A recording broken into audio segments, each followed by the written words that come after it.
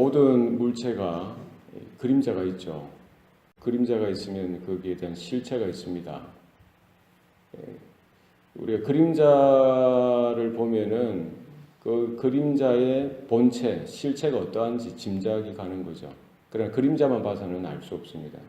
본체, 실체를 봐야 분명하게 알 수가 있죠. 구약에 보면은 구약에 있는 내용들이 이 그림자와 같다는 거예요. 신약이 이제 실체가 되는 거죠. 구약에 보면은 오실 메시아에 대한 이 그림자와 같은 역할을 하는 것들이 많습니다. 그리스도, 예수에 대한 예표로 세워진 것이죠. 그래서 아담부터 노아, 또 아브람, 요셉, 또 모세에 이르기까지, 다윗도 그렇고요. 오늘 본문에 나오는 엘리야도 어느 부분에 있어서는 오실 메시아 그리스도의 예표가 되어지는 거예요. 그림자가 되어지는 겁니다. 오실 메시아 그리스도 예수의 생애와 사역과 그분이 하셨던 일들에 대한 그림자로서 예표로서 구약 성경의 수많은 이런 하나님의 사람들이나 또 사건들이나 또 여러 가지 일들이 나타나고 있습니다. 오늘 본문에 나오는 엘리야, 그는 죽음을 맛보지 않고 하늘로 들림을 받습니다. 불병거를 타고 죽음을 맛보지 않고 하늘로 올라가는 것이죠.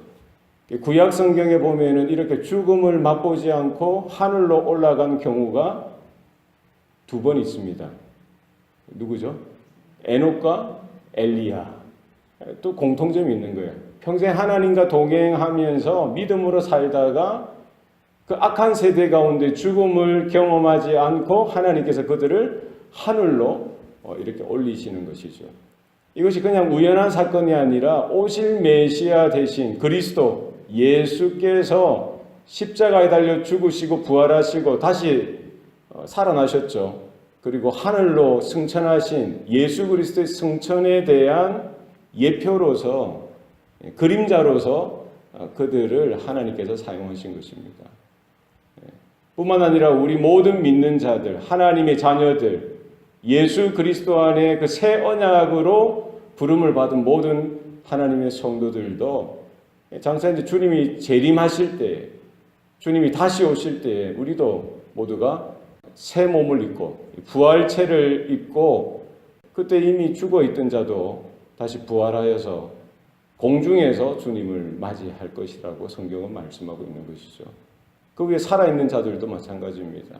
들림을 받아서 공중에서 천사장의 나팔 소리에 주님께서 올라가신 그대로 구름을 타시고 이 땅에 오실 때 심판주로서 재림주로서 오실 때에 우리가 그렇게 주님을 맞이하게 되어질 것입니다.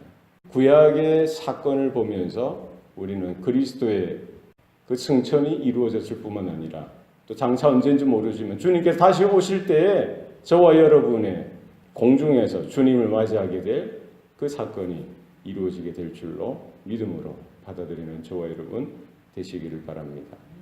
오늘 본문에 보면은 엘리야와 엘리사가 길갈에 있습니다. 그 제자 엘리사에게 너는 여기 이제 머물러 있어라. 나는 이제 떠나가야 된다라고 이야기하죠. 자기는 이제 베델로 가게 될 것을 이야기합니다. 엘리사의 반응이 어떠냐는 거예요. 제자인 엘리사의 반응은 스승이 떠나가신다고 하니까 명령한 거잖아요. 너는 여기 머물러 있어라.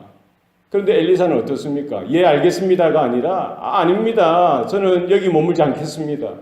스승님을 따라가겠다. 선생님을 따라가겠다는 거예요. 여호와의 살아계심과 당신의 영혼이 살아있는 것으로 내가 맹세하노니 내가 결코 여기 있지 않겠습니다. 당신을 따라가겠습니다. 따라가기 원합니다라고 하고 따라가는 거예요. 베델까지 갔어요. 이제 베델에서 이제 너는 여기 머물러 있어라. 나는 이제 여리고로 가야 된다라고 하니까 또 그거 아니에요. 끝까지 따라가겠다는 거예요. 또 나는 여호와의 살아계심과 당신의 영혼이 살아있는 것을 통해서 나는 맹세하노니 당신을 따라가겠습니다. 끝까지 따라가는 거예요. 여리고에 왔습니다. 이제 또 다시 말하는 겁니다. 너는 여기 머물러 있어라. 나는 이제 요단으로 가야 된다. 어떻게 했습니까? 나는 선생님을 따라가겠습니다. 끝까지 따라가는 거예요. 예수님의 제자들도 마찬가지죠. 예수님이 이제 곧 떠나가실 것을 말씀하시고요. 너희들이 이제 흩어지게 도망가게 될 거다라고 제자들에게 이야기합니다. 제자들 다 같이 도망가지 않겠다고, 떠나가지 않겠다고, 주님을 따라가겠습니다라고 이야기합니다. 베드로는 뭐라고 이야기했습니까? 내가 죽을지언정, 내가 죽는 일이 생기더라도 내가 선생님을 버리지 않고 끝까지 따라가겠습니다라고 이야기하는 것이죠. 예수님의 제자들 보면은요, 그러나 마지막에 십자가를 그 고난을 보고는 다 뿔뿔이 흩어져서 예수님의 예언에 따라 흩어져 버리는 것을 볼 수가 있습니다. 결국 나중에 부활하신 예수님께서 그들을 다시 모으시고 승천하시는 그 예수님의 그 사건을 보도록 하시고요. 그들에게 다시 사명을 맡기시고 성령을 부어주셔서 하나님의 사명을 감당하고요. 그리고 나머지 평생 주님을 따라가는 자로서 하나님의 나라를 증거하는 자로서 복음의 선포자로 평생 주님을 따라가는 삶을 살아가도록 하셨던 것을 볼 수 있습니다. 어쨌든 우리들도 그렇습니다. 어떤 형편이든지 어떤 상황이든지 끝까지 주님을 따라가야 합니다. 오늘 엘리사처럼 베델까지면 되겠지만 여리고까지면 되겠지 그것이 아니라 그 선생이 가는 그 끝까지 요단강을 건너서까지 끝까지 함께하는 일들이 저와 여러분 가운데도 있어야 합니다. 결국 베드로도 그 나머지 제자들도 예수님과 함께하고요. 예수님이 떠나가시는 그 사건을 목도하였듯이 우리도 주님 앞에 곧 언젠가 서게 될 것이고 다시 오실 주님을 맞이하게 될 그 날, 그 순간이 오게 될 것입니다. 그때까지 끝까지 믿음의 경주, 믿음의 걸음, 믿음의 우리의 삶을 놓지 말고 끝까지 주님을 따라가는 성도의 삶이 될 수 있기를 소원합니다. 이제 엘리야와 엘리사가 요단에 이제 서게 돼서요. 엘리야가 자신의 겉옷을 벗어서 그것을 이렇게 말아서 그 겉옷을 가지고 물을 치니까 물이 흩어져서 물이 갈라지게 되어져요. 그래서 그 요단강을 맨 땅으로 물을 수영해서 지나가는 것이 아니라 맨 땅으로 걸어서 건너가는 사건이 나타나게 되죠. 하나님의 능력이 누구에게 임한 거예요? 엘리야에게 임하는 것이죠. 하나님께서 함께 하신다는 증거가 나타나는 것입니다. 그것을 지나고 나니까 이제 불병거와 불말들이 하늘로부터 임하고요. 그리고 해오리 바람에 의해서 엘리야가 하늘로 올라가게 되어지는 것이죠. 그 사건 가운데 엘리야가 엘리사에게 너의 소원이 뭐냐? 네가 원하는 것이 뭐냐? 한 가지 물었을 때에 마지막 소원, 마지막 자기가 원하는 것을 뭐라고 요청합니까? 뭐라고 요청하죠? 엘리야에게 임한 성령이 나에게 갑절이나 임하도록. 다른 것을 구하는 것이 아니라 뭐를 구하는 거예요? 성령을 달라고. 당신과 함께한 그 성령이 갑절이나 나에게 똑같이 임해서 나도 남은 평생 하나님께 쓰임받는, 하나님께 온전히 붙들려지는 인생이 되길 원한다라고 고백하는 것이죠. 그래서 엘리야가 뭐라고 하죠? 내게서 내가 데려감을 네가 볼 때, 그 사건이 나타날 때에 네가 원하는 일들이, 네가 소원하는 일들이 너에게 이루어질 것이다 라고 이야기하죠.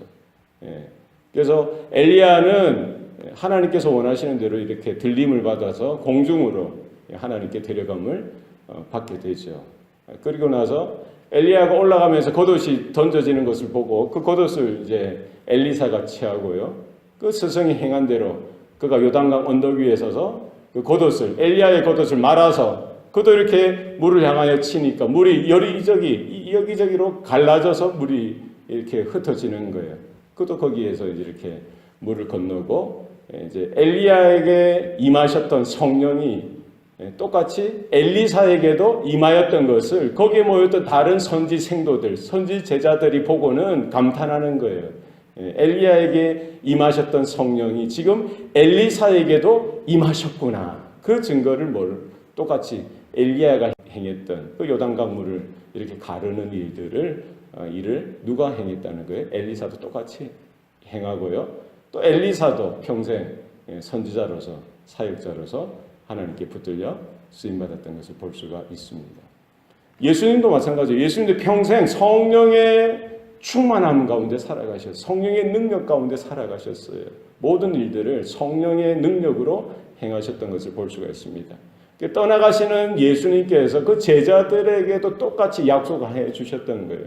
몇 날이 못하면 너희도 성령으로 세례를 받을 것이다 라고 말씀하시면서 성령이 너희에게 임하시면 너희가 권능을 받고 예루살렘과 온 유대와 사마리아와 땅끝까지 이르러 내 증인이 되리라. 사역자로 하나님의 일꾼으로 살아가게 될 것에 대해서 말씀하시고요. 무엇을 주신다는 거예요? 성령을 주신다는 거예요. 예수님께서 가지셨던 성령, 예수님께서 행하셨던 성령, 예수님께서 이루셨던 그 성령의 그 은혜를, 성령을 똑같이 제자들에게 주시는데, 오늘 보면 엘리야에게 임하셨던 그 성령이 엘리사에게 갑절로 임하셨듯이 어떻게 보면 예수님께 임하셨던 그 성령을 갑절로 그 제자들에게 주셨던 것을 우리는 사도행전을 통해서 볼 수가 있는 거예요. 그래서 예수님이 놀라운 일들을 하셨지만 그 제자들도 똑같이 아니면 더 이상 더 크게 놀라운 일들을 행하셨던 것을 볼 수가 있습니다. 예수님께서도 말씀하셨죠. 내가 행한 것보다 너희들은 더 큰 일들을, 이 일도 행하지만 더 큰 일들도 너희들이 행하게 될 것이다 라고 말씀하셨는데, 그 근거가 뭐냐는 거예요. 그 이유가 뭐예요? 바로 성령이 너희들에게 임하셔서 성령의 능력이, 성령의 권능이, 성령의 권세가 너희들을 통해서 역사하실 때에 너희들이 행하는 것이 아니라 하나님께서 너희들을 통하여 이루시고 행하실 일들이 엄청나다는 사실을 예수님께서 미리 예언하셨고요. 또 그 예언하심에 따라 성령이 오셨고 성령의 능력 가운데 붙들려서 그 제자들 하나하나가 탁월하게 쓰임받았던 것을 볼 수가 있습니다. 우리가 오늘 엘리야의 승천과 또 엘리사가 또 그 똑같은 성령을 받고 엘리야가 행했던 대로 또 나머지 그 사역을 이어서 감당했듯이 또 예수님이 행하셨던 그 복음 사역뿐만 아니라 그것을 끝나는 것이 아니라 그 사역이 제자들에게 똑같이 연결되어지고 이어져서 오늘날까지 지상에 주님의 몸된 교회 또 성도들이 그 사역을 감당하고 있는 것입니다. 오늘 우리에게도 엘리야에게 주셨던 엘리사에게 또 똑같이 주셨던 그 성령의 은혜가 저와 여러분 가운데 똑같이 임할 수 있기를 소원합니다. 우리가 바라보는 것, 붙들어야 되는 것, 또 주님 앞에 곧 언젠가는 서게 될 그 시간을 준비하여서 오늘도 충성된 일꾼으로서 하나님의 사역자로서 믿음 가운데 서고 믿음 가운데 쓰임받는 저와 여러분의 삶이 되시기를 축원합니다. 기도하시겠습니다. 살아계신 아버지 하나님, 오늘도 우리에게 생명 주시고 또 구원의 은혜를 베풀어 주시니 감사합니다.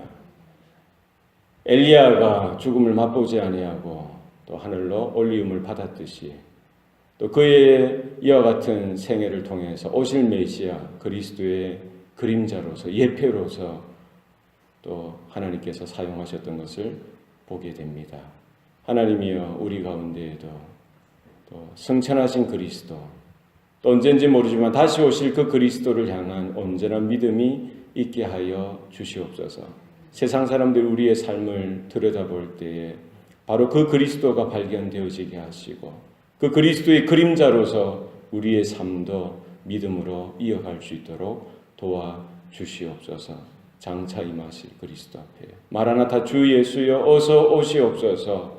이와 같은 믿음으로 소망으로 또 말씀 가운데 붙들려져서 성령의 능력 가운데 붙들려져서 믿음으로 온전하게 서는 우리 모든 성도들의 삶이 오늘 하루도 이어지게 하여 주시옵소서. 감사드리고 예수님 이름으로 기도합니다. 아멘.